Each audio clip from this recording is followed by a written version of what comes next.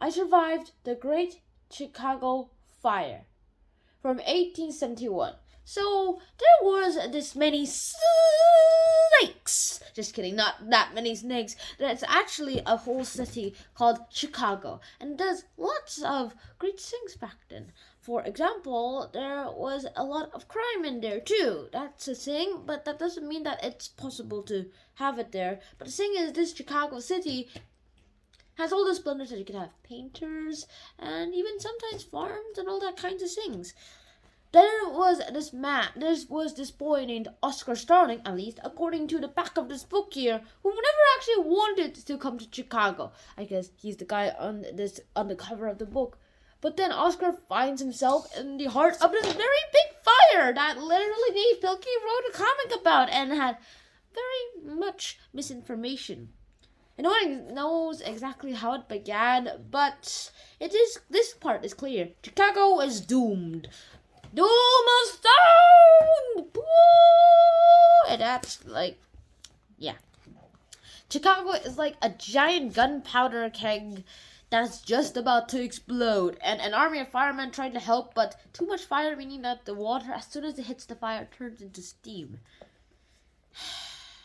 So, will this main character actually survive? Well, the thing is, of course he'll survive. It's called the I Survive series. Why are you watching? Why are you asking these questions? Obviously he survived. Second of all, or else this book will probably be banned from the show, so I survived. But the thing is, a lot of things seems to happen. For this boy, it seems to be that he doesn't even want to be here. If his wishes were granted, he could probably never be in this situation. But then again, if that wish wasn't granted, then he would never have met the girl and the little boy that he met trapped in a little hut and tried to help them, and who actually helped pickpocket their suitcases just to live on and just to get a life on. And since they can't go into the orphanages because orphanages back then were not the same as orphanages from nowadays. They beat you up no matter how good you did. If you did 100% perfect, or more likely a 99.99% perfect, they'll still probably whip you or something. And that is something that's forbidden to speak of, in my opinion.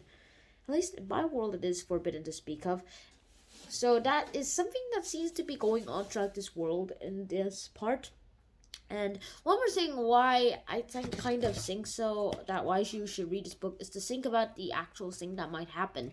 I mean, these characters always get some character development, but it also teaches you about history too. It teaches you about the events that seems to have happened. And also teaches you what it was probably like to experience these situations. I mean, what was it like to experience a fire? I've never been into a fire, although there was probably one instance that there was a microwave actually on fire, but that was at my kindergarten school while we were trying to cook something, and that wasn't very serious, so that doesn't really count. Another one is that this Great Chicago Fire from 1871, it does also some sort of mild things to happen too, this Great Chicago Fire. It's a whole city that burned down. You don't have water to stop it, except when the rains come. What would you do in this situation, I ask myself sometimes. You know what to do. You know what to do. So that is the end of today's episode, and hopefully I hope you guys enjoyed today's episode, and I hope to see you guys in my next episode too. So, not out. Peace.